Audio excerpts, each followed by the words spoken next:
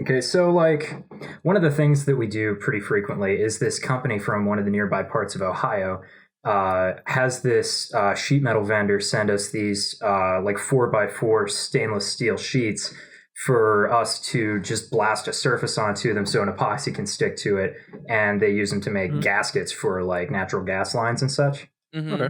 And they send us these pretty frequently, but we were supposed to get a batch like late last week, early this week.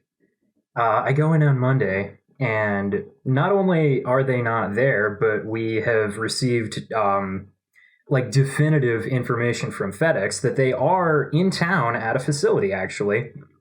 But FedEx is refusing to deliver them because the vendor, a company in Houston, Texas, owes them $22,000 Oh my gosh. for deliveries that they just didn't pay for. Oh that have my been God. accumulating over the last year, because the way that Another victim. the way that they ran the billing is they wrote the name of our company with their address and their FedEx account number. So since it's written with our name, when the guy goes and delivers it and we sign for it and stuff, they count that as a bill that we owe. But then if you follow the actual account number, which is the stuff that actually matters, of course, for FedEx, it is going to the vendor in Texas. Mm-hmm. So every time that this has happened, my boss has sent an email to them. He's got, an email chain that's got like him and the company from Ohio and this vendor in it. And every time that we get a delivery and we get the bill for it, he sends it to them and he's like, hey, we're not supposed to pay this. This is not part of the arrangement that we have running here. So unless you guys are going to start paying us an awful lot more so that we can cover the deliveries, this is not going to stand, obviously. And he thought that they were just paying it as he sent it to them.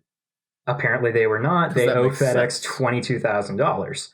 So he tells me, all right, we'll figure out something for you to do to kill time today, and hopefully they will deal with it, and they will show up in the morning tomorrow, right? And I'm thinking, there's no way. If they allowed $22,000 of debt to build up, they're not dealing with it overnight. They're not going to hurry to resolve the situation. So I thought it was a little bit silly to expect it to get dealt with overnight, right? That was Monday. Today is Sunday. They never showed up. I ended up having a random unscheduled day off in the middle of the week because we literally just had nothing for me to do. Like most of my shift on Friday was spent like pulling weeds around our electrical boxes. That's how little I have to do this week because business has been super slow the whole last month and a half. And you are not going to believe, this is where the stuff really gets juicy, because you are not going to believe the reason that we've been so slow this month. Because as the summer goes on, my boss keeps telling me, oh, it's going to pick up, it's going to pick up. And it keeps not picking up. And then we hit August, which when I got hired in August of last year, there was a ton of work that had built up and accumulated, and we were like super behind, and we had to work double to like try and catch up on it and stuff, right? And that's how the situation where I learned how to do the job. We hit August this year, and it is so incredibly slow that it's ridiculous. It's been really nice because I get paid the same whether I'm busy or not, and I've been having just a way easier time this last month. It's been great. But I found out on Friday that the reason we have been so slow is that 2 months ago, this is a family-owned business, right? The owner of the place is my boss's dad. In the day-to-day, it's literally just me and my boss, but it's owned by his dad, who is a lawyer. He has a practice across town, blah, blah, blah. So my boss has an older brother. Just for a little background, my boss has an older brother who has not spoken to his dad in 2 years-ish because of an argument that they had. 2 months ago, the younger brother also had an argument with their dad, prompting younger brother to say, you know what, Dad? I set up both of your businesses' websites, and they are in my name, which means I own them. I'm taking them down now, fuck you. And he hasn't talked to him in the 2 months No. since. So both Oh my gosh. yeah. So the So people sandblasting can't find shop you. and the legal practice have both been without functioning websites or any contact information available on the internet for 2 months now. Oh my god. Right? Yeah, so new customers are unable to find contact information for us, and that's why we've slowed down so much. Fortunately, we do have enough regular customers who know about us that, like, you know, I'm not at risk of losing my job over this or anything. But, like, isn't that insane? That's so crazy. Actually hysterical. Yeah. Everybody in this dude's life is trying to convince him to back down and give the websites back. Like, Mhm. my boss has offered him $800 cash just to put the one back up so we can be easy to find on the internet again, and he says no. Yeah. Wait, and he's not even. It's not his dad offering the money. It's your boss. Yeah. To his brother, being like, dude. Like, please. Like, come on.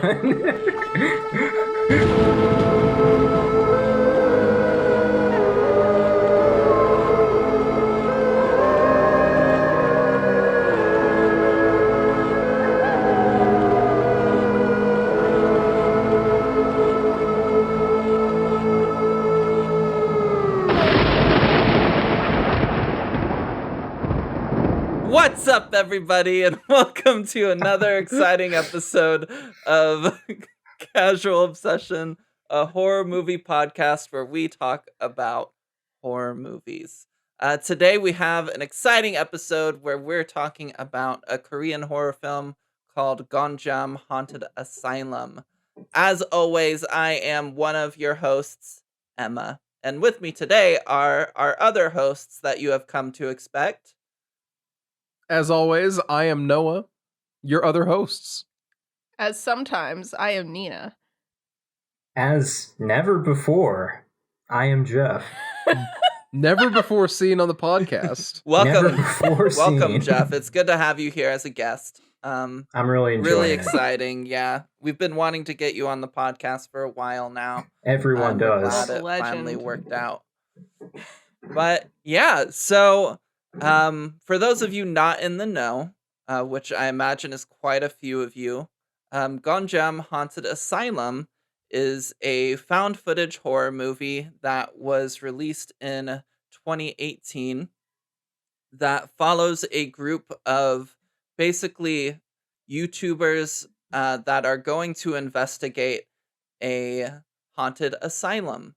Their goal is to like go there, live stream the experience, maybe catch some spooky stuff, and then they're hoping to get 1 million views, so that they can get like $500,000 monies in ad revenue, and then they'll like split that between themselves. So you have like the main YouTube guy whose name is Hajun, and then he hires 6 other people to kind of go with him. 3 girls named Ayun, Charlotte, and Jihyun, and 3 boys, Sunghyun, Sungwook, and Jaeyoon. And I apologize to any Korean listeners if I'm totally like Americanizing like the names of these people, but I am in fact American and am bad at saying names sometimes. We're But gonna do our best. we're gonna do our best. But yeah, You did really so, butcher Charlotte's pronunciation there, though. Yeah, I'm Embarrassing, sorry. really. So, it is really funny the way she says it every time in the movie, though. Like, every time she's like, Charlotte. Yeah. Like, it's... So, yeah, the movie kind of starts off with them like gathering together, explaining what they're going to be doing, having some like group bonding, and then eventually they get to the hospital and they sneak in, and then things start happening. And if you're curious what things start happening, we can talk about that after the spoiler break. But yeah, for those of you who may not know, Gonjiam is a real place. It's a Oh, psychiatric hospital didn't know that that. CNN did list as one of the 10 scariest places on Earth. Oh, And there was actually like a little bit of flack. The kind of owner of Gonjiam Psychiatric Hospital tried to sue the movie to stop it from being Really? released. Yes. oh. So I'm Because assuming they were actually filming on location. they were not. Oh, So the owner filed a lawsuit against the film being shown in theaters, claiming that the film will have negative effects on the sale of the building. However, a Seoul It was already listed as one of the court, scariest places. yeah. um, How's a the court movie in gonna? Seoul, The movie's gonna bring people in, if anything. Come on, yeah, exactly. Trespassers, at least. trespassers. That's where the money is. There are estimated to be about 1,000 people every year that break in to explore the hospital. That's a lot. That is a lot. That's That's like a lot. that's almost 3 every day. Yeah, there are some blogs online that you can go to that have like a lot of pictures. It's a pretty creepy looking place. But a court in Seoul ruled in favor of the film, so it was allowed to be released. Nice. Huh. But this is a critical and financial success in Korea. It became the third most watched horror film in South Korea after Phone, which was released in 2002, and A Tale of Two Sisters, released in 2003. That's a As I long-standing that's a record to be gap. breaking into. yeah, absolutely. And then as Imagine I mentioned, coming in 15-year record on the tail of a nasty lawsuit. yeah, definitely. I imagine the lawsuit maybe even The helped. lawsuit must have helped, right? Like that's how horror Yeah. fans are. If they find Yeah. out that the owner of the building really didn't want this movie to be released, they're gonna go watch it. Yeah, Oh, yeah. absolutely. So the filmmakers couldn't get permission to film in the actual hospital. So the scenes in the film set in Gonjiam were actually filmed in the National Maritime High School in Busan. And the production team adhered very, very, very closely to the actual floor plan of the hospital to create the exact kind of like hallways and exterior and everything, Wow. That's so which cool. is Wait, super so- impressive. Was this high school in use at the time, or is it also an abandoned building? That's a great question. Because if that Let me thing's do a in use quick and they made Google it look like search. that, I am very impressed. Honestly. Let's see. It looks like it is. Yeah. Whoa! That's insane. Whoa! This is maybe better it's than not? underwater getting shot in an abandoned Lowe's. Yeah. Yeah. I mean, that was still pretty good, but It is, but it takes second now. No, it was. does take Fair It's enough. not open anymore.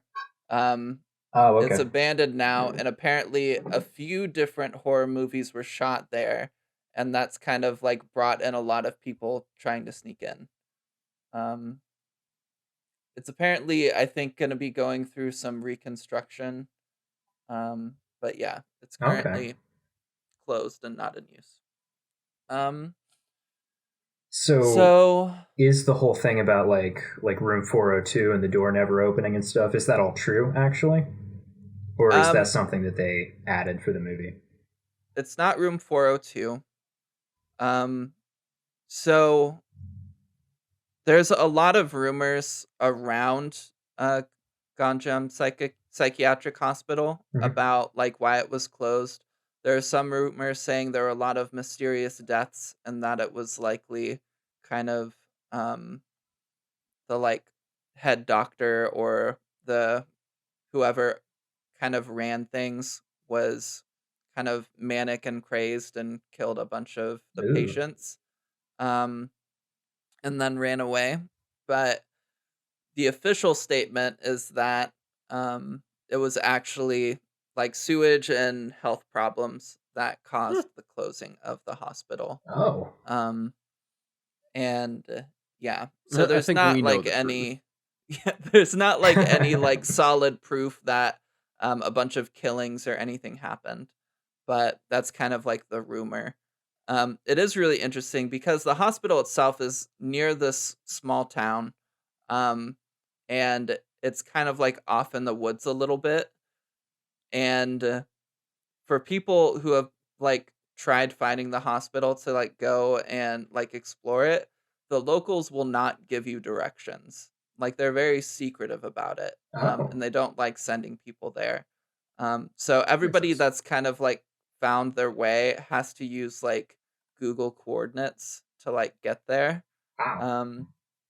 It's Is just there really like a huge interesting. like online community sharing the ways to get there and everything like that? I'm assuming. I don't know about huge, I mean, I don't but expect it you to know, definitely but like, exists. mhm. In some of the blogs I saw, they were kind of like posting links to other blogs and websites that they were able to get the coordinates from. But yeah, super interesting stuff. This So is Yeah. really cool. yeah, so that's kind of the background on the hospital itself.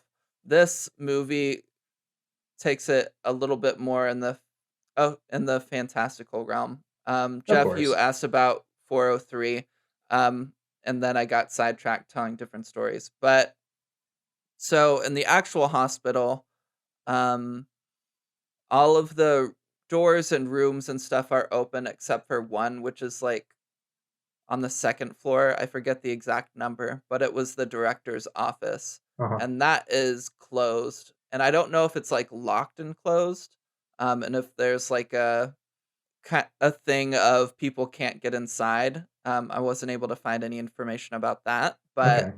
the rumor is that all of the kind of ghosts of the patients there keep that door closed. But yeah, All so right. that's interesting. The actual fourth floor is kind of like the roof of the building. Okay. But yeah, Nice. so this movie was pretty fun ride. Noah, how did this movie do critically? Well, Metacritic has no rating, and that bums me out a little bit. Pretty lame. But luckily, IMDb and Rotten Tomatoes both have ratings. So we have IMDb at 6.3, which seems really low. Very low. Yeah, And we have Rotten Tomatoes at a 91, which makes much more sense. yeah, And Letterboxd is a 3.3 out of 5, so 66, which is also really, really low. I'd say so. I'm really surprised. I don't know why you would rate this movie that low, you know? Yeah. yeah.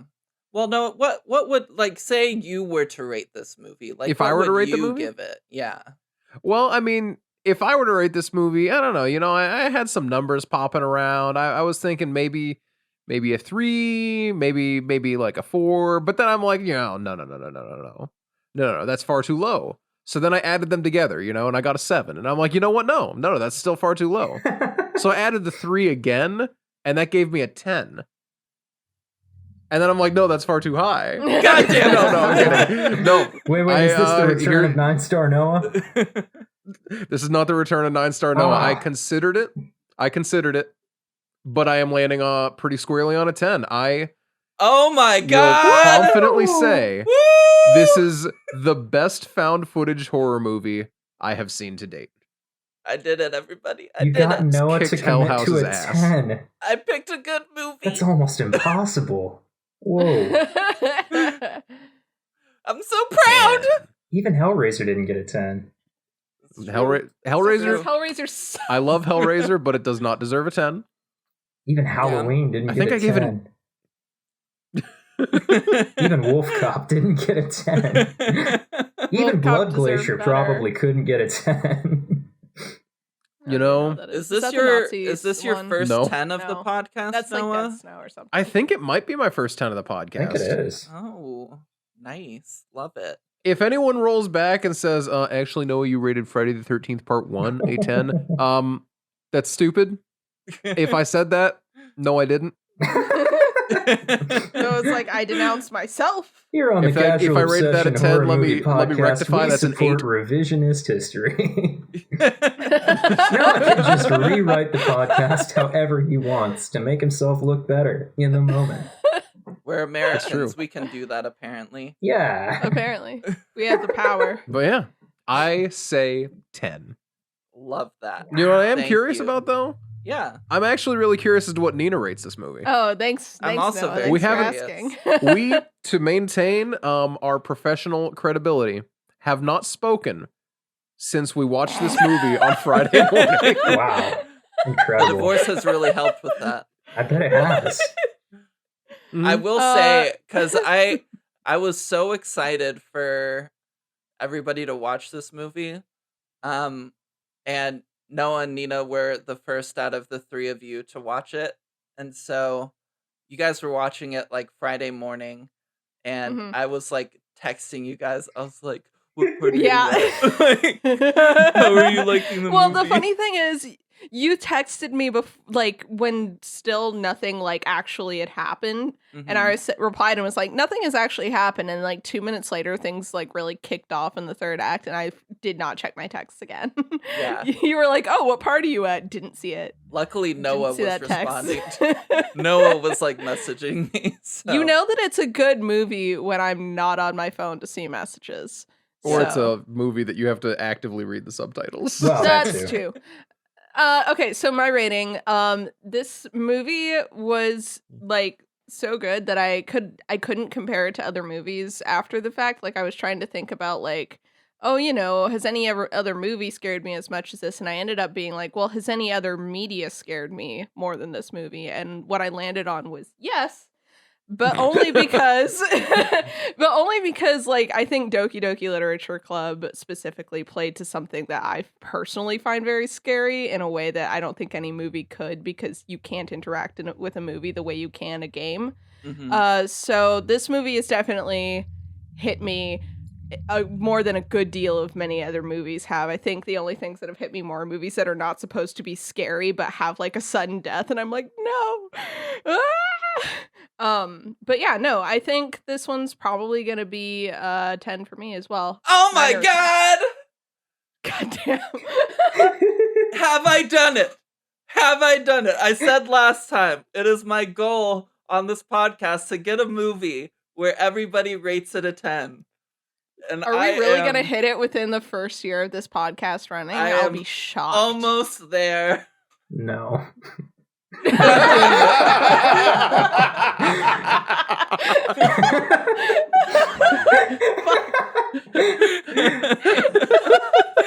So to begin my rating, Party pooper Jeff over here. oh, that's me. Wow. Jeff is no Jeff longer peeing on the floors podcast. of the podcast. That's why my We kicked bandmates used to Jeff call off me the the Dream podcast. Killer. So I don't know what just happened there. I am giving this movie a solid 8 that I Okay. believe it very firmly deserves, definitely. Mm-hmm. It is most definitely the best found footage movie that I have ever watched. It has a lot of good stuff in it that I really, really like. But I feel like it does have this like lack of rewatch value that is largely kind of endemic to found footage movies, in my opinion. Mhm. And for that reason, I am out. God damn it. Solid 8, though. Very, very good movie. I really enjoyed watching it. I liked everything about it a whole awful lot, just about. I think that's a super fair, like, because that is something that I like to again go back to my Doki Doki thing. I cannot play that game because like I know it'll affect me the next time I play it as much as it did the first time. Mhm. Partially because I do know what's coming, which makes the first part of the game like that much worse. Mm-hmm. This movie I don't think would hit me the same way as that, but I do want to watch it again. Honestly, I am looking forward to watching it again. And as Yeah. Emma has been doing, I've witnessed her do this. I do also want to push it on all of my friends and make them watch it too. Yeah. Yeah. Yeah, this is a make your friends watch it kind of movie. I do feel like it would merit a second watch, but I feel like after watching it twice, I'll probably be done with it, you know? Mm-hmm. Mhm. It That's is fair. very fun, like on the second watch through, to watch it with other people Mm. that haven't seen it and Yeah. just kind of get their reactions. Makes it so great. Because that's what I did. I had a roommate viewing party where it was supposed to be me and two of my other roommates were gonna watch, but one of them got stuck at work, so it was just me and Stacy. And watching Stacy watch it was just sublime. If memory serves, you said Stacy was so scared she almost threw up. Yeah, she almost threw up at one point. I don't remember which part it was specifically, but Aw. yeah. Um, The fear vomit is a rare reaction to get from a movie, though. yeah, but I mean, I'm giving this a 10 out of 10. I really, really had fun with it. It was recommended to me by some other friends who also recommended The Wailing. People who know And good movies. yeah, Mhm. and I just this is the most scared I've been in a movie. And it was just really, really great. The first time I watched it, I was watching it with a friend of the podcast, Matihi, on Discord. And there were we were both like freaked out. We were watching in the dark with like headphones on. And there was a part where she was like, I cannot watch this. She was like, I cannot watch what's happening right now. And so I had to like describe what was happening. And on that part too, on Monday, Stacy kind of was like, I'm only watching the corner of the screen. She's like, I can't do this. So I was like describing that same scene. Can I guess what scene it was? I was about to say, I think I have a guess. After the spoil I think I know break. exactly which After scene it the was. spoil break, yeah. I'm so excited because I think I know exactly where it is. Yeah. Because I my know which stomach scene it fell is. out. There is no like alternative for me. There was one scene that was absolutely more tense and scary than It the was rest when of the they made movie. the vat of ramen. Oh! That was it. That was the one. God, that ramen looks so good. I have some of that brand in my closet. That brand of or in ramen our is pantry. really good. Is it? It's the It's bomb. spicy as heck, but Oh. it's It real is. good. It is my go-to. I've been buying it in bulk ever since like late high school. So Yeah. Yeah, I will never we stop. literally we found a place that will sell us a whole like big square of it. like a For- pallet of it. For Oh, Yeah, like that's $1, awesome. right?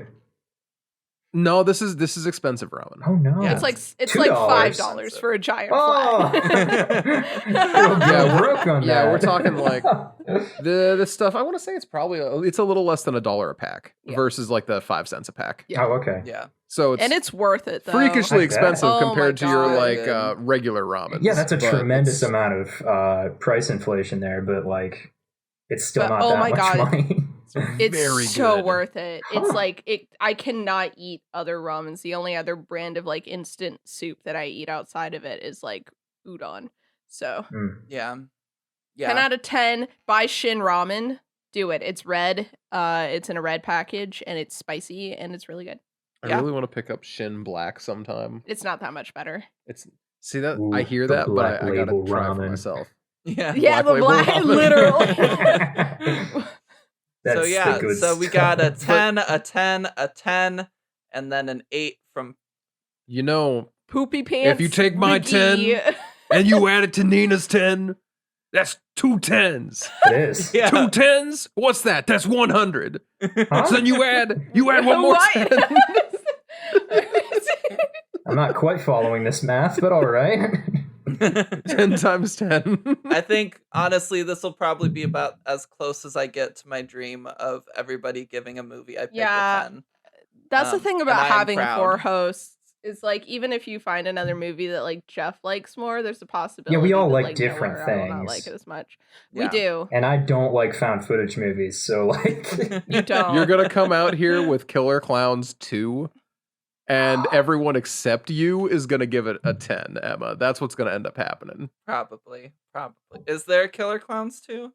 there will be No, at some point eventually they've been talking in the about it. future. We might have to wait Yeah, they've another wanted to 30 do it for years for years. it, but Yeah. Well, I'm sure you podcast listeners, now that we've given this movie such high ratings, you want us to kind of get to the meat of the episode. But first, I mean, that would we be gotta cool. go over some trigger warnings. Mm-hmm. So for this That's movie, what I was going to say, not the we other don't thing. have too many trigger warnings to go over. Um, there is some flashing lights, so be careful of that. And then also there's some possession. Yeah. Yeah. Also, if you are scared of ghosts, maybe this isn't the movie for you. I was Maybe gonna it's say it's a not. hallmark of a good horror movie that you don't have a lot of triggers, but it's still the scariest movie you've ever seen. Yeah. It's like that's how you know that they're doing it kind of right. Is there's nothing that they're not using any gimmicks where it's like, Yeah. oh man, if you are especially scared by this specific thing, it's like it covers all its bases pretty well without like Yeah. using any gimmicks. It doesn't go for anything cheap. It just builds really well. Yeah, Mm-hmm. definitely. And yeah, so that's the trigger warnings. I feel like there's something else that we're supposed to do before we go. I don't know to what the it would be, spoiler though. Side of Could it. it be we haven't your? mentioned how scary this movie is yet. It's true. We haven't mentioned We it at haven't all. talked about that at all. Well, sure, we've mentioned that a person might vomit purely out of fear. We've mentioned that I peed on the floor, I pooped in my bed, but like, is it scary though? Sure. That I could happen DM'd Emma anytime. saying who I would would know have pooped better? my pants. Who would know better about how scary this movie is than the woman who suggested it herself, Emma? Hey, that's me. Why would Emma know? This is legitimately, very seriously, a 10 out of 10 scary. No jokes. No jokes this time. Whoa. Are We'll you just saying leave this it at segment that. is usually a joke? What? Are all No. these other movies Not at all. that scary? I would never. What's been happening all this time? Have the movies we've been watching have been not that scary? No, No. it's the rating system It's that the is ratings wrong. who are wrong. Am I so out of touch? Okay. right. Now, with all of that out of the way, we're going into our spoiler part of the episode. If you want to watch this movie, and you don't want to be spoiled, which I would recommend watching this movie without being spoiled, Certainly. then go watch it, come back to this later, and we'll still be here. But for the rest of you, let's jump in to a spoil summary. I'm jumping. You're jumping? Swoosh. That's me jumping in. So the crew gets to Gonjiam Haunted Asylum. They start the broadcast. The team captain is kind of set up off-site in like this tent where he's managing like the broadcasting and doing like scene cuts and stuff between the different teams that are in the hospital.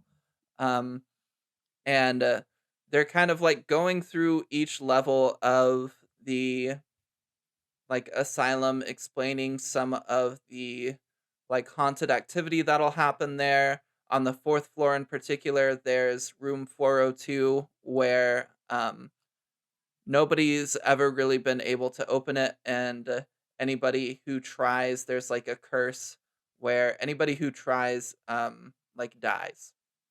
So they're like, we're gonna open it and show you all what's on the inside of this room, like at the end of our broadcast, so stay tuned.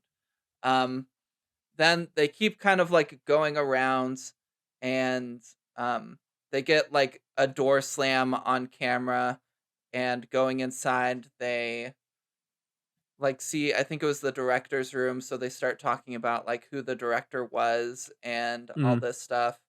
I'm not gonna go into like the nitty gritty details of like all the different like kind of small details of the movie, but then they kind of keep going and they perform a like I'm not sure if it's supposed to be like a cleansing ritual or just kind of like a communication It felt like a ritual. summoning ritual. Summoning ritual, maybe. They perform this ritual in a room with like a bunch of bells, and when they do that, as they're kind of like sitting there waiting for a response, all the bells start shaking, and then the lines kind of get snapped and the bells fall down and they all leave the room screaming.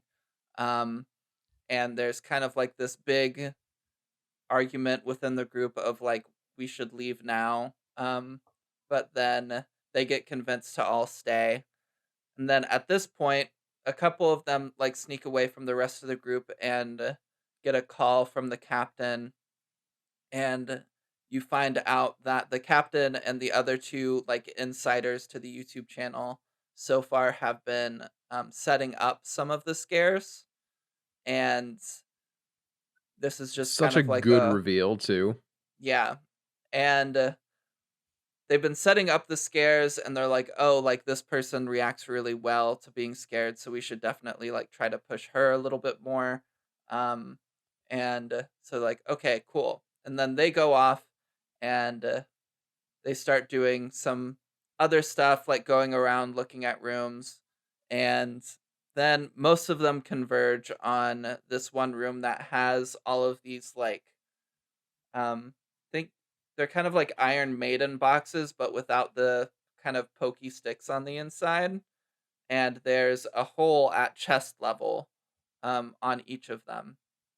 And there's this one that's closed, and they're like, oh, there's no like handle or anything on this.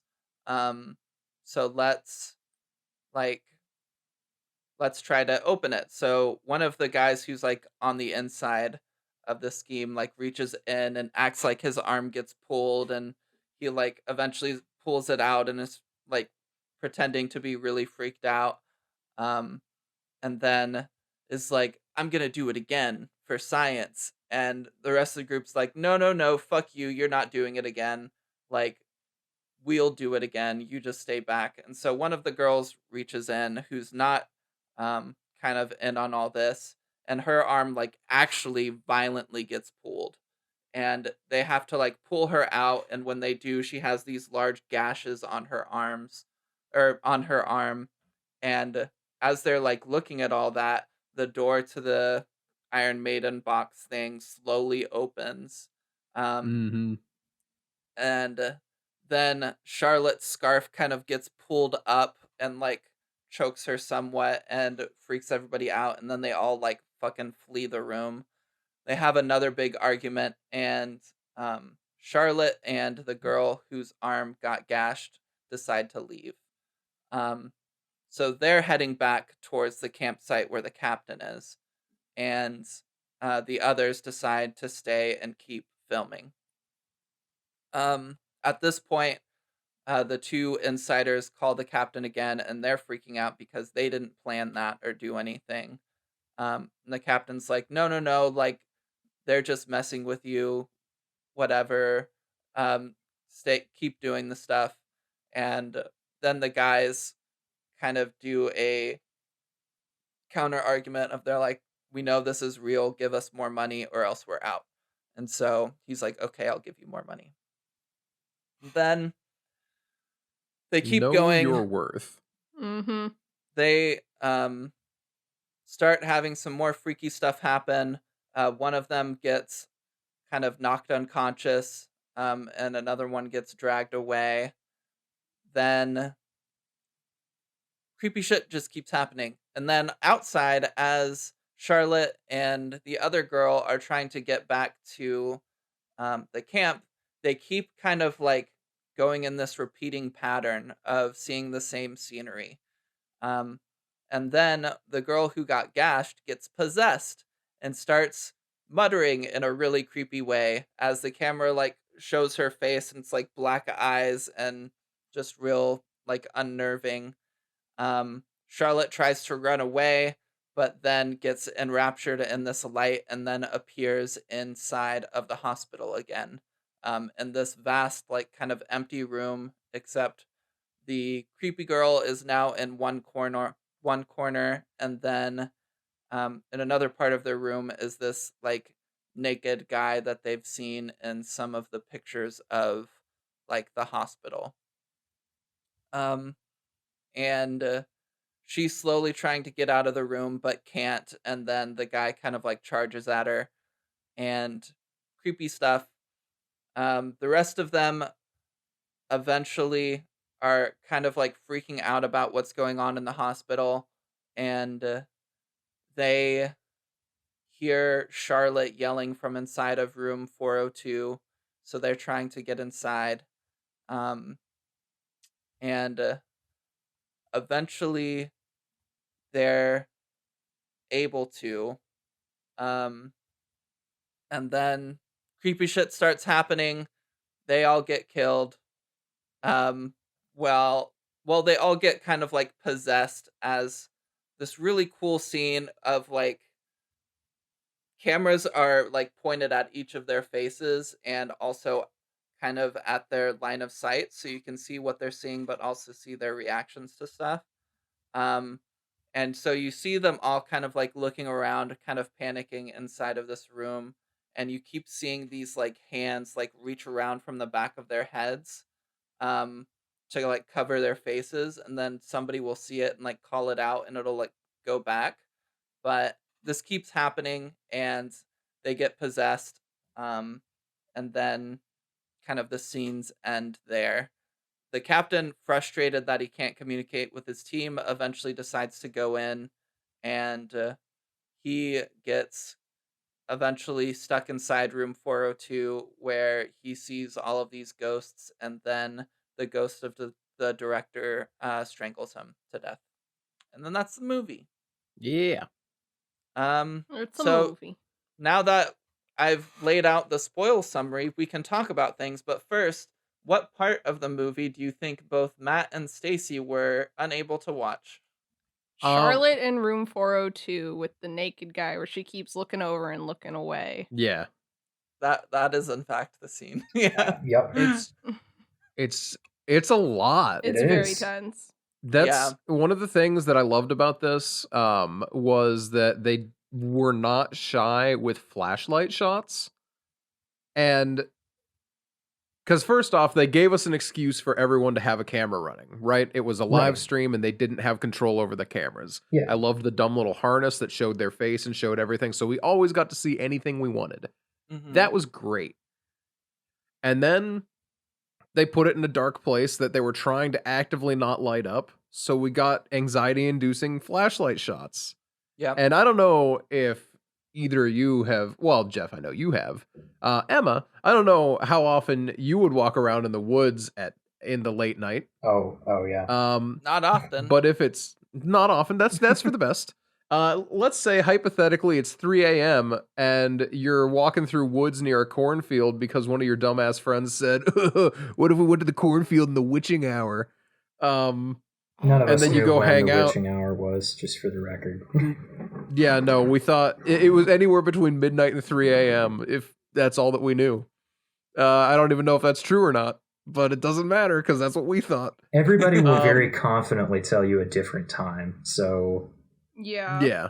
I don't know. So we did it between 1 and 3 a.m. And I tell you, you think the woods are dark, and you think night is dark until you turn on a flashlight, and then suddenly the woods are pitch black, and you can barely see. You can't see better with the flashlight than you could see without it. And I've always hated that. Here's the thing, though. Most of those nights, being out in the middle of that cornfield was actually the least scary part, because the moon would always be out, and it was just a big open area with a bunch of moonlight. You could kind of see the whole thing. Historically, it's just the like woods that witching were hour was 3 to 4 a.m. 3 to 4? I've never heard anyone say that. Interesting. But Okay. nowadays, it's more considered. Some people will say it's 12 to 1. Yep. But then others will say between 2 to 4. Sounds to me like the only time you don't need to worry is between 1 and 2. Yeah. You're good between 1 and 2. This is true.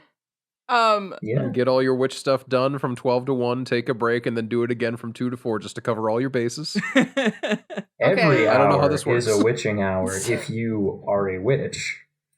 If you witch You got me hours. there. Yeah. Real witch hours. Love.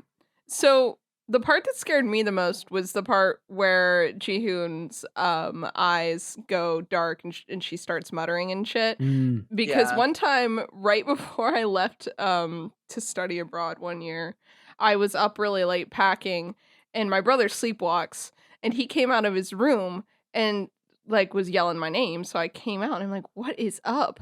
And he got really close to my ear and started doing that shit. He was like, he was saying gibberish. Yeah. I lost my mind. I was like, what? And he's like, the gems. You have to get the gems or it won't work. And I'm like, what are you talking about? Go back to bed. He's like, okay. This is and he went back to bed. That's how we learned to deal with the sleepwalking, is if you just tell him to go back to bed, he'll be like, okay. That's But it hilarious. scared the crap out of me, and that reminded me of when he did Yeah. that. So I mean, that part was freaky. And I know you two didn't watch with headphones on. Jeff, maybe you can corroborate my experience. But wearing headphones and watching that part, the noise kind of like bounces between your Yeah. ears like a lot. Yeah. And it's really unnerving. Tell you what, this movie has a lot of audio placement tricks that you will really I do only love that. get if you are doing it with headphones. Because like lots of times when there's like, you know, random door slamming noises or when the ping pong ball sound starts happening, Yeah. that kind of Yeah. stuff, that is all placed at like different points in the field. So like you're Well, it really kinda actually is- missing on a lot of the experience of the movie and the stuff that they did with the sounds if you're not wearing headphones. Made a huge difference. Next time I watch it, I'll definitely watch it on a laptop with my headphones, because it is meant to be like a YouTube live stream. Yeah. Mhm. So it does make sense that like it would be better with headphones on, honestly. Mm-hmm. They did a great job of kind of simulating and I think we can all kind of attest to this as people who have done like social media shit before, including this podcast. They did really capture the like go get 'em attitude of a small production where it's like, yeah, we're gonna freaking do this and we are so professional, but not really at the same Yeah. time. Absolutely. I really there's enjoyed also that. kind of like theories and stuff that really they didn't have many views the entire time, and the ghost kind of like hijacked things to make it look like they were getting closer and closer to 1 million to spur them forward. Oh. Ooh. Oh, I like that. That would make sense too. Because there were definitely like all the times that the numbers got replaced with like glyphs of some type. Yeah, it kept glitching out. Then at the end, they're kind of when you see the production video of the captain kind of like watching video, or showing kind of the stream on either side, there's like a creepy graphic of like these girls sitting in these creepy like asylum chairs. And then at the end, after the captain dies, it kind of goes back to the broadcast and shows that it's gone down to like barely any viewers, and people are like, oh yeah, it turns out it was fake, blah blah blah blah blah. And then like the glyphs of the girls are shown to like stand up slowly, and then the broadcast kind of fades out. Yeah. Really cool. I like how they didn't stand up in sync with each other. Yeah. Like the one was slow and then they glitched to the same spot. Yeah. Yeah. I like that a lot. So in the ending scenes of the film, this is a fun fact that I didn't say because it has to do with the end. In the ending scenes of the film, the Horror Times live stream website is visible. Examining the website closely shows that the live stream has 1,234 plays with 56 likes, 78 shares, and 910 comments. In order, these numbers make the sequence 1, 2, 3, 4, 5, 6, 7, 8, 9, 10. I love that. That's really That's cool. neat. I love the attention to detail like that. I like how that also heavily feeds into the theory that they never had a huge online following on this event. Yeah. Yeah, Because that's absolutely not enough. Yeah. But yeah, I think this movie was just a really fun thrill ride.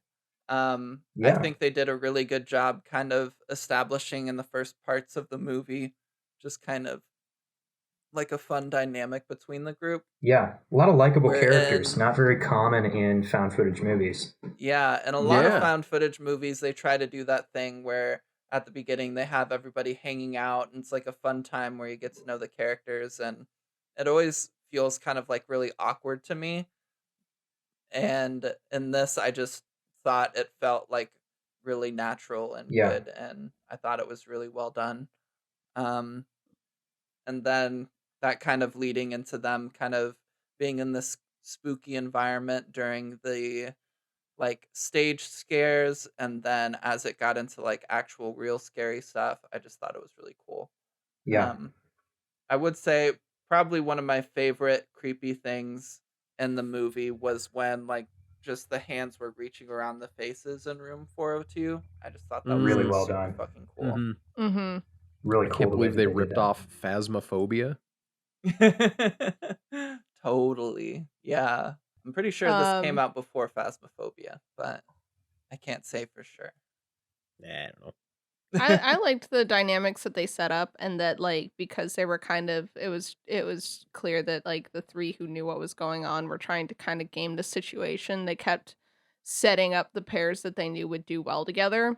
Mm-hmm. Which led to like bond. You could tell clear bonds had been formed between the characters. Like Ji-hyun and Charlotte were Yeah. clearly like besties immediately. They got on really well, Mm-hmm. and so and meanwhile, Ayun and was it Ji-yoon? Ji-yoon. Yeah. June, yeah. They clearly like had crushes on each other and Yeah. were trying to tease each other, Hmm. and they Just set. send her home already. We We don't should want send her her here. home. Get her out. We should get And rid then of. she's immediately like, "Oh, look, a wig," and he's like, "Oh my god!" Yeah. I've never been He's more freaking afraid the of fuck anything out. in my The whole life. time leading up to things happening, they're all giving Ayun a really hard time about like her not being ready for whatever they're doing, and they don't think she's going to handle the scare well. But she keeps her cool longer than anybody else on the team. Oh yeah. Oh, absolutely. This is Yeah. another thing I really liked is I didn't register at first that Ayun and Jaeyoon were not in the room when the clawing happened. Oh yeah, They were upstairs trying to pry the door open and get it ready. They had Yeah. no So idea so they what was missed going out on. on everything. Yeah, And Yeah. it They that had no did not idea. click with me. Yeah, it didn't click with me at all until they got up there and which one was it? Sung Hun. Yeah, camera. Sung Hun came up and he's like, "All right, we're out of here." Yeah, Yeah, and they're and just they're like, like, trying to like "Sorry, explain we didn't what finish the the fuck door was going yet." on. Yeah. They're like, "But we're so close." And he's like, "No, you have no idea. Sung-wook, just like I don't know where he is. We need to go save him." And they're like, "Save him? Dude, let's just get the door open and Yeah. then we'll go do whatever you want to do." And he's like, "God, no, please."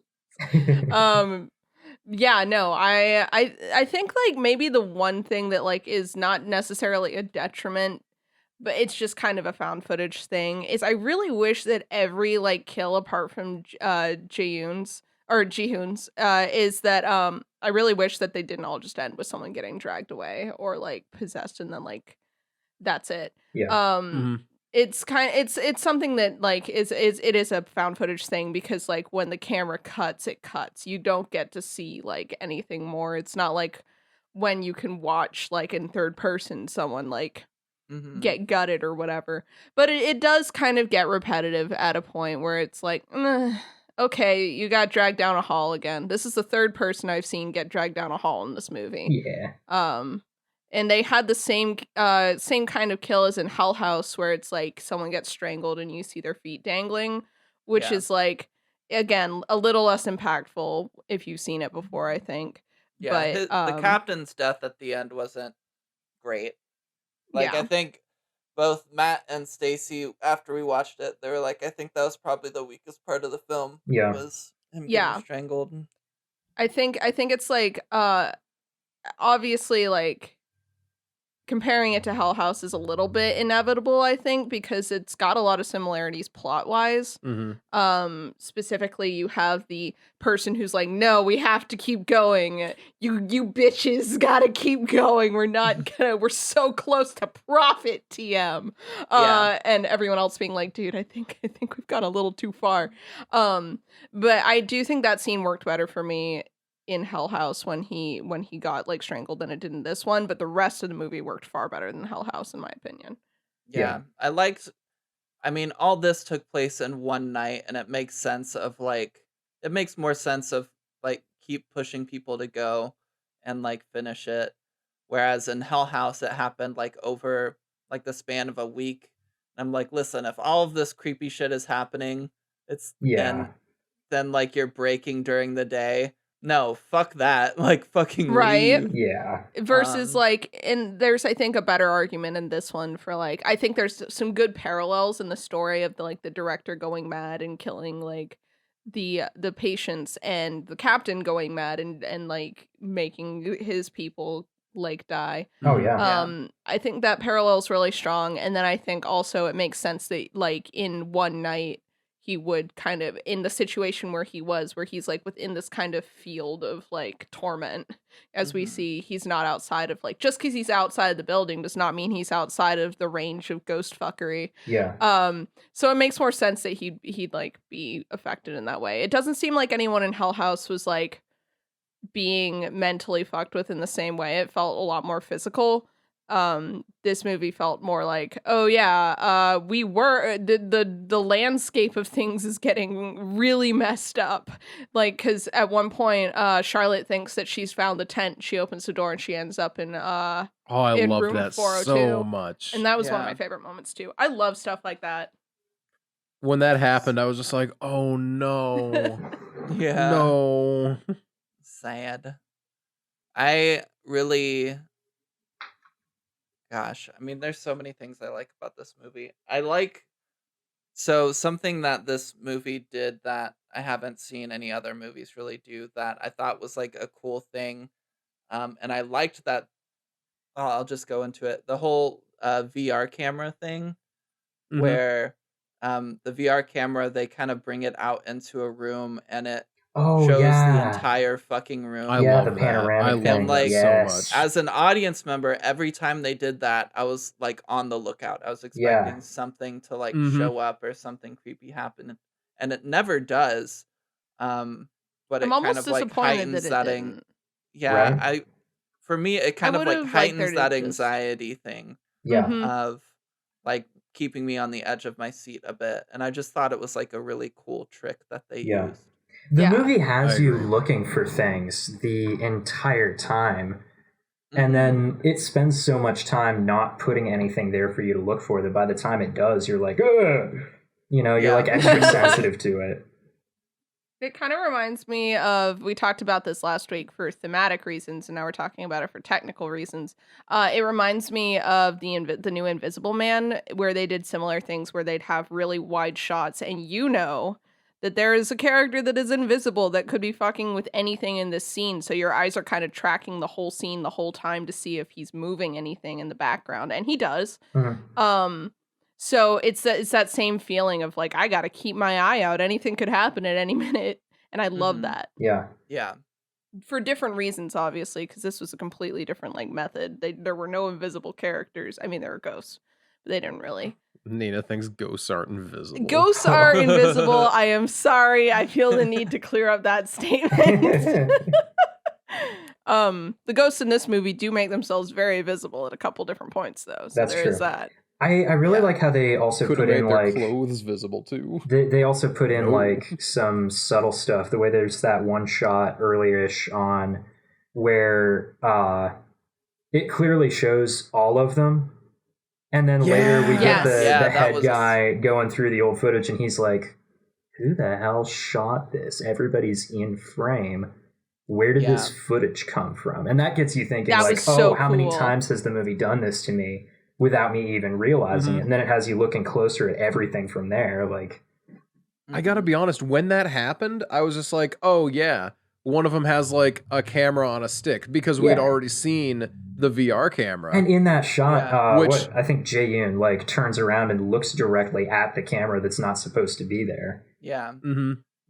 Ed's kind of plays more into are the ghosts fucking with the live stream directly. I think that's your Yeah. direct answer of, yeah, they are. Yes, And- yes, they seem to be. It's fantastic. It's I so think good. one thing that I really was impressed by in this movie, and we talked about this a little before the spoilers, is the staging of this set. Oh my god.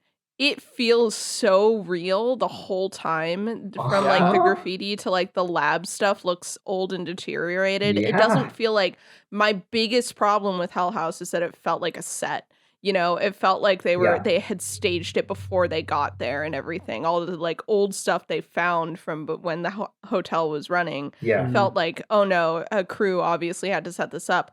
Yeah. With this, like, I've done very little urban exploration, but a little bit. And you do, like, when you stumble across shit like that, there's like, even if it's the most mundane shit, like just a few glasses, you're like, oh, It's just weird. It's weird. And it felt like that. It's like when they went to the lab, especially, it was like, or the shower room, it's like, these are really cool environments that they've set up that feel really real. And like, they're just now being like, they've not seen humans in like decades. Yeah. Yeah. I mean, they did an incredible job. When I was watching with Stacy, she was like, did they actually film this at the hospital? And I was like, I think so. And It's I didn't realize convincing, until like certainly. I looked it up today with like the fun facts or whatever of like, nope, it wasn't shot at the hospital. Huh. And they did like a fucking amazing job with it. Yeah. Oh, yeah. Honestly, though. Yeah. What else? I was gonna say something else, and I don't remember.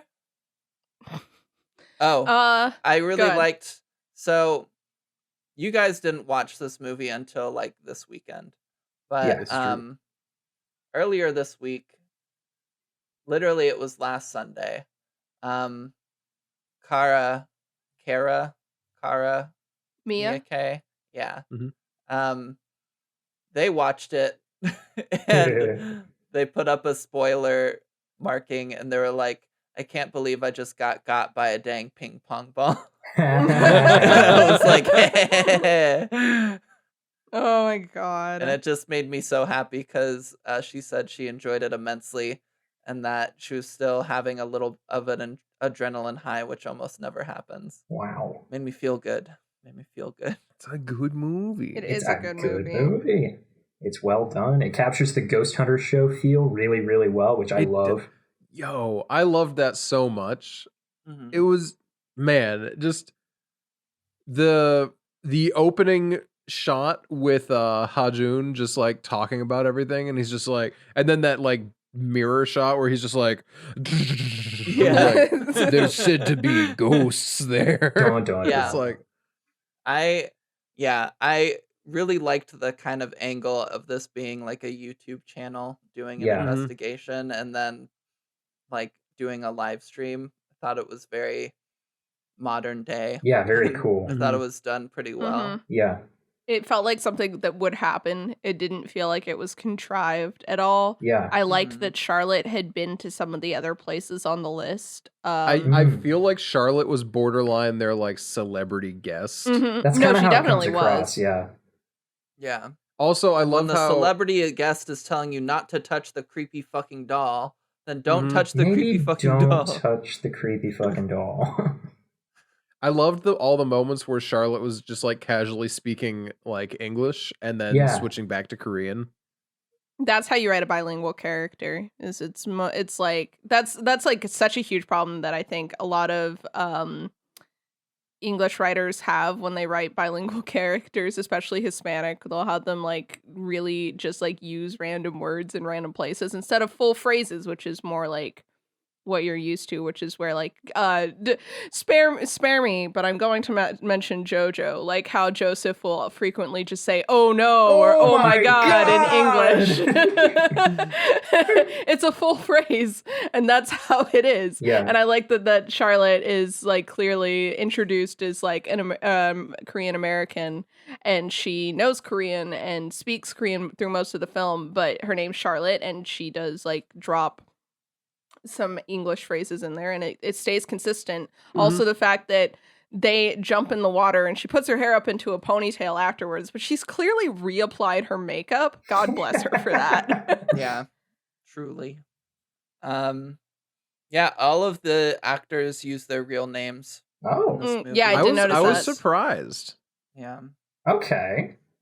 Why? I wonder if like what kind of decision that was, like whose decision that was. Because unlike the team at Activision Blizzard, they're not going to get canceled and have to change McCree's name. They're changing McCree's name?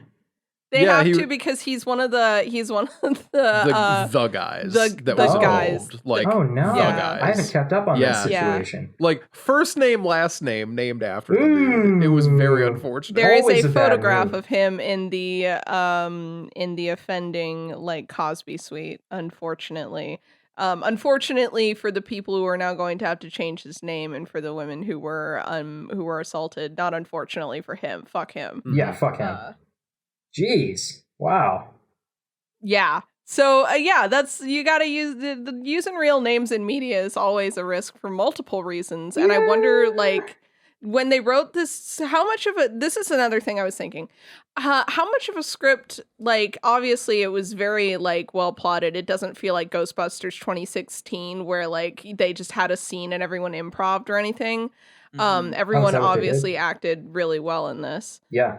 Yeah. But I wonder like how much of a script did they have written out before they met the actors, and like what did they get, what did they do afterwards? Like I'm really interested about the filming process of this movie. Yeah, because it is very, very common for found footage movies to not have much of a script and be primarily improvised, which it kind of makes sense for everyone to keep their real names if you're going to do that, because it's easier to react more naturally when you're hearing your actual name. But Yeah. I don't know. I It's feel like not I in the wouldn't fun be facts surprised. trivia thing in IMDb. So, what were you saying, Noah? I wouldn't be surprised if this one was much more solidly scripted than like Hell House, for example. Mm-hmm. I feel like Hell House watched like a movie that was not incredibly scripted out. they watch Whereas- Paranormal Activity. Yeah, whereas this, there's a very strong core storyline. There's twists and turns. I feel like this is a much more planned out found footage movie than It definitely comes across more planned, but Yeah, not right. in a bad way. Yeah, Mhm. in a good way. Yeah. And Nina, I know you were complaining about the people kind of getting dragged down the hallways, but I do want to give a shout out to the ending scene where the guy is stuck in the wheelchair. It's kind of like shot down the hallway into room 402. I liked that. That was scene a good because one. Wheelchairs are scary. Mm-hmm. It could have hit a little bit harder if so many people hadn't gotten dragged down hallways before that. Yeah. But that was just a really good scene regardless. I'm sorry that the hallway wasn't good enough for you, Jeff. Mr. Hallways over here. I literally said that it was good despite what it had working against it. Mr. Hallways. Mr. Hallways over here. Hey, I'm hauling over I'm here. getting dragged down the hallway here. In Gonjiam, Haunted Asylum. This was a real Gonjiam haunted asylum of a time. Truly. I don't know that I have much else to bring up. Yeah. Unfortunately, there's not like a lot of like philosophy or anything to dive into with a movie like this. You just kind of get to talk about like the scary bits and like how well they did certain things. I Yeah. liked there's no audio or there's no like soundtrack at all. I for the loved movie. that. They did The have only like I love a little bit of like spooky live stream music here and there, but like not a I love when ton. he's like, "All right, the music's on, go in," and you just hear a little bit of Yeah. and as they're walking in, and did you notice with the camera, because of how those type of cameras are made, when the light hit it, you could see very clearly where the lenses cut and the next lens would start, because like the center lens got lens flare on it, but the other two lenses, there was like a solid line where it's like, these aren't getting flashed by the light. It's just the one that's like straight on. And as he moved around, the lens flare would move from rectangle to rectangle. Oh, I didn't. I notice missed that. That's super Oh. interesting. Yeah. You're such a tech nerd. I Good don't for know. you. you're such Cool a nerd, camera. Noah. Wow. Sorry. So Um, I would like to posit a theory Nina and I had that was Whoa, whoa, whoa! that You didn't telling me that you actually have spoken to each other since watching the movie?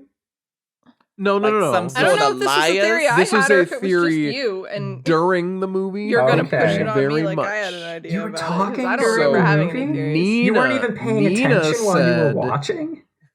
See, I was paying attention, but Nina was saying that this movie was clearly a reflection of the socio-political environment of no.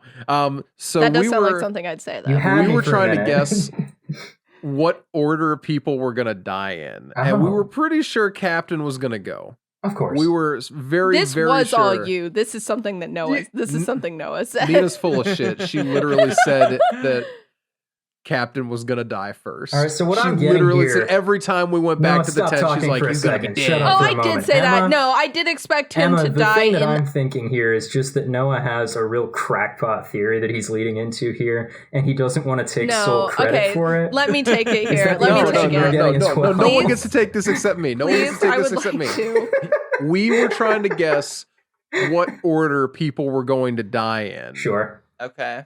And I was just wondering, who did you think was gonna go first?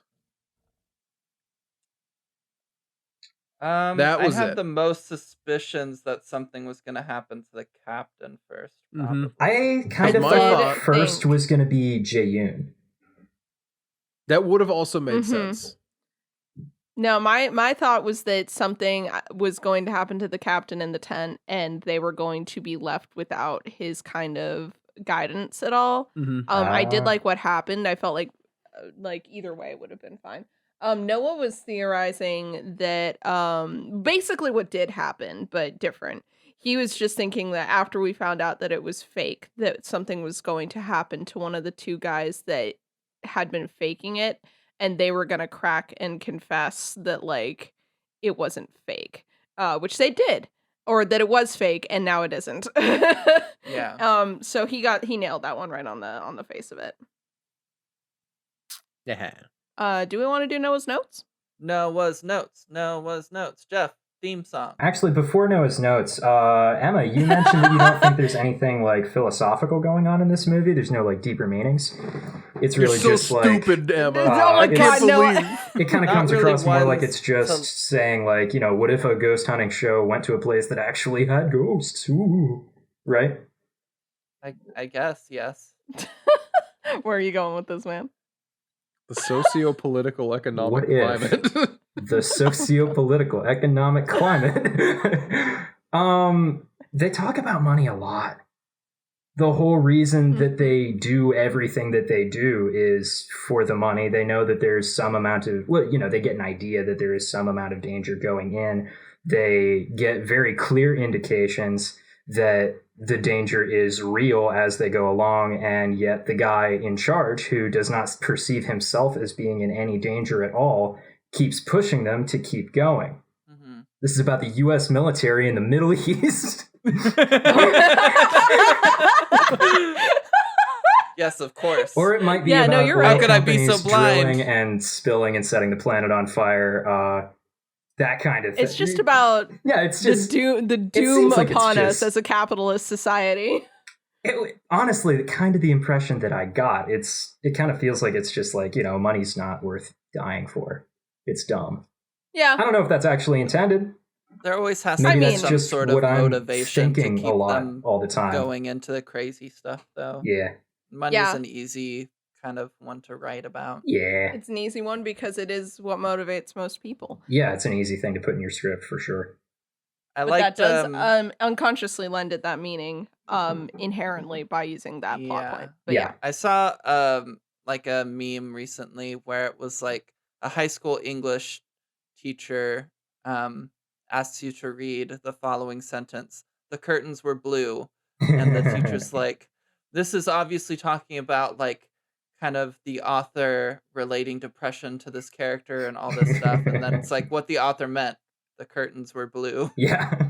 Yeah, the only time that I'll read into color is like like when it's very clear the author wants you to, when they mention the same thing like 8 times, like in The Great Gatsby, where he's like, and then across the bay I saw this bright green light. It's green like dollar bills. There was a green light, and it's like, yeah. I am you once wanna- again You're mentioning envious that there, Gatsby is Gatsby. very hot. I love the theory that I basically subscribe to at this point, that Zelda wrote Great Gatsby, not F. Scott. And Okay. he like stole her ideas because Oh. it does kind of read like a woman wrote it, honestly. So that's just All right. something that I've heard recently.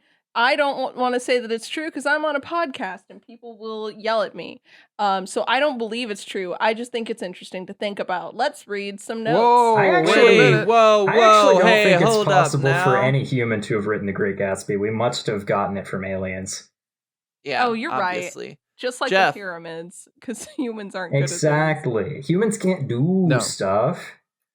And we're not going to Jeff. let Jeff get away without singing a song. Oh, Sing us a right. song, Oh, I'm not, song I'm not boy. trying to We avoid need singing a song. I think it's been a little while since I did this the first time. I think it's time to come back to the Misfits theme. Because, I personally connect a lot with some of Danzig's lyrics. I also ain't no goddamn son of a bitch. Like, Yeah, that no, I speaks feel to that me. in my soul. Yeah. Anyways, Nina is the reason that we read Noah's notes. Beautiful. Iconic. There we go. You get a golf clap for that one. Okay. So I want to mention that the humor in this movie is on point.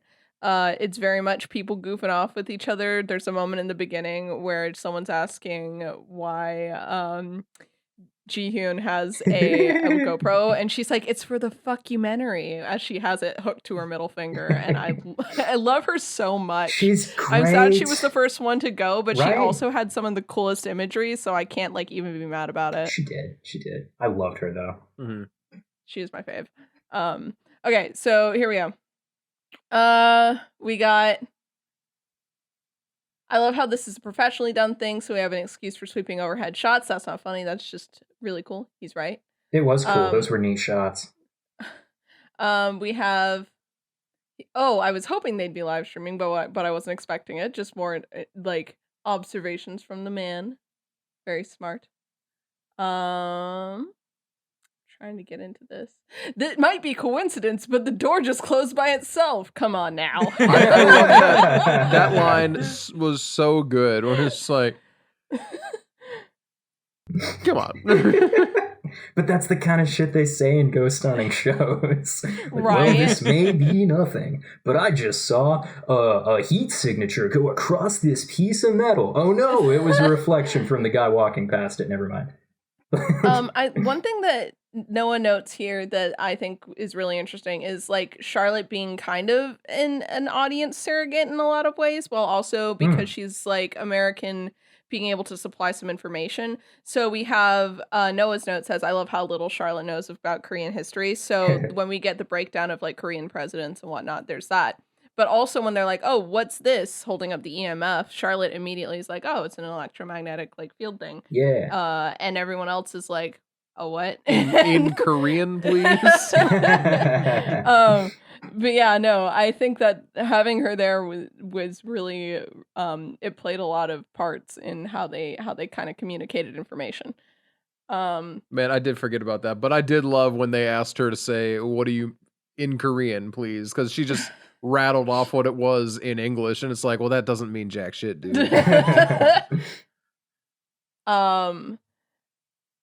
So much of this is just stuff that we've already talked about, unfortunately. Whoops, sorry. Noah, did you find yourself not taking a ton of notes on this one? Yeah, I didn't take a lot of notes because I had to read the whole time. I Right. was so worried that he was gonna miss something because he had to like type stuff. I was like literally typing without looking paused the down. movie for almost every note that I wrote, and I only wound up with like half a page because I was just too busy paying attention to what was going on the screen. Yeah, I usually round out about like 4 full pages of like Wow. stream of consciousness notes. You're There- good none at of them taking are deep. notes. Jeez. None of them are deep. It's just commentary like 700,000 viewers. Holy shit, that's a note. Yeah, that's You stuff know, that like I like, usually Oh don't no, read. she's back inside. Things like that. Yeah, I usually don't read Okay. that because it's just kind of figuring out where I am in the movie and what Okay. kind of things he's commenting on. But But yeah, this one ended up with 2.5 pages of notes. Okay. I Um, only we ever have like have- 1 to 2 pages of notes because I try to only write down things that have like some sort of significance. Well, you're also writing notes. I am typing notes. It's Oh quicker. yeah. Yeah, you can get things done a so little this quicker that way. segment's it's gonna end up being pretty short today. We do have That ping pong ball scared me.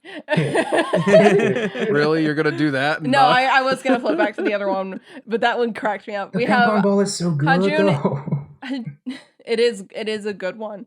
We have Hajun is really just pulling a Thanos right now. When he straps on the cameras, he's just like, "Fine, I'll do it myself." Got it. But yeah. No, the rest of this is really just observational stuff. Do you have anything you want to highlight, Noah? Does he have any notes about? Because I was just thinking about this. When the girl gets her arm clawed, and then everybody's freaking out, like, and kind of talking to her, trying to figure out what the fuck happened, and then they all look towards that cage, and it slowly opens. That was a really good scene.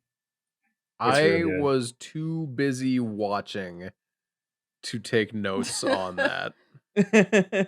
Yep. It's that kind of The scene. only note I took was that I was really happy that they attacked one of the people who was believing that it was a real ghost thing, versus one of the people who knew it was a fake. Yeah. Let's see. I like how long it takes to reach the entire crew that it's fake.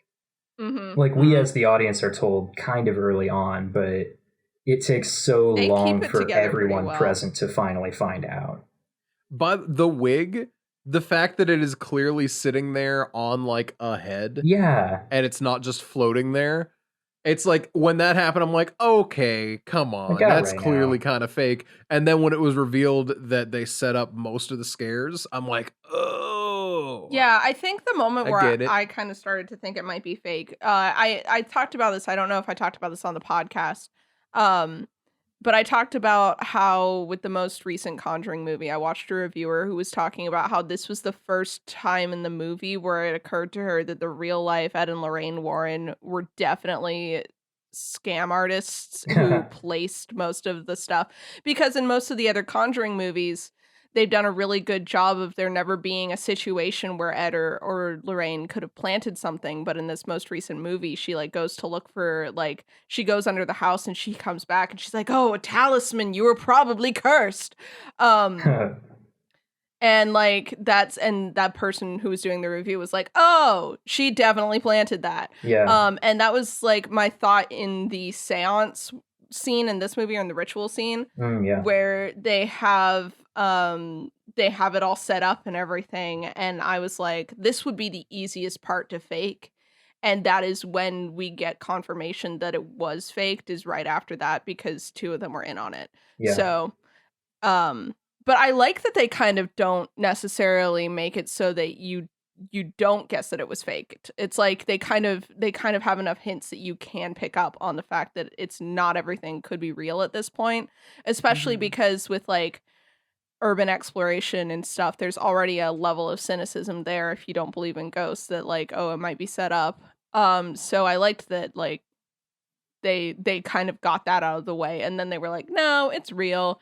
I know it's like not anything special or unique to this movie necessarily, but I liked how they did it. Yeah. So, yeah. That was good. Anybody got anything else? Think we're good? Yeah. Are we not going to have an episode that goes for 2 hours again? Yeah, kind of a short one. It's just that good. We don't have a character to complain about for 2 hours like with Spring.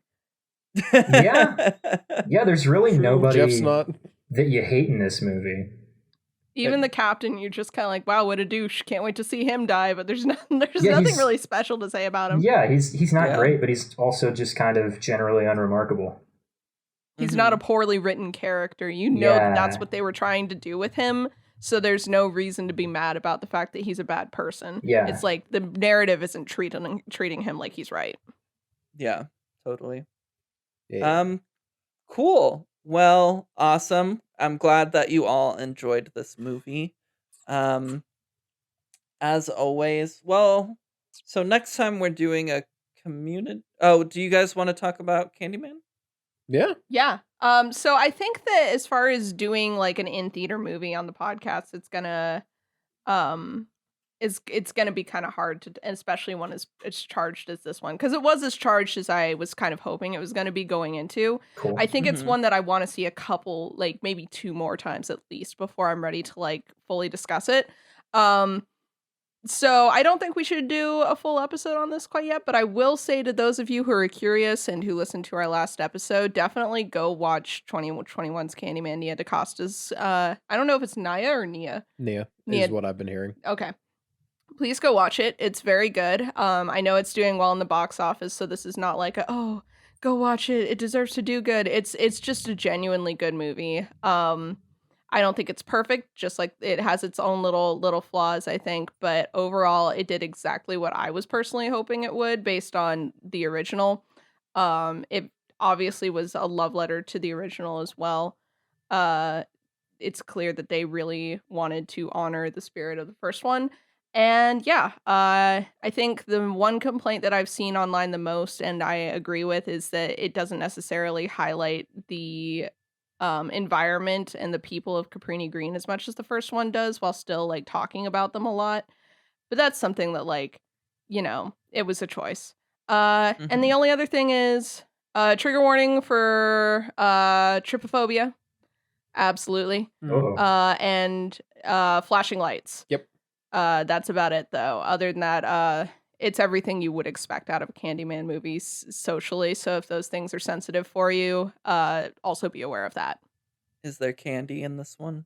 There is a There lot of is. candy in this one. I am And happy thank to report. God. Finally, we got Direct some candy connections.